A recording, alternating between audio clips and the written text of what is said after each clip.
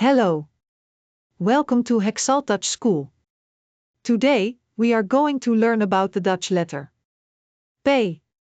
The Dutch P is pronounced as P, similar to the English P in pen, but softer.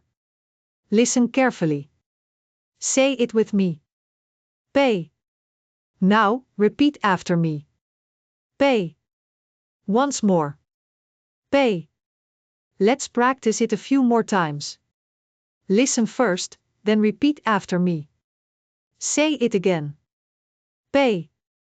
Now a little faster. P. And once more at normal speed. P. A common mistake is confusing P with B.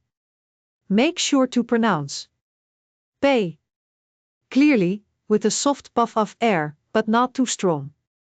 One more time. P. Let's say it 3 more times together. First, slowly. P. Now, a little faster. P. Finally, at normal speed. P. Great job. Keep practicing. See you in the next lesson.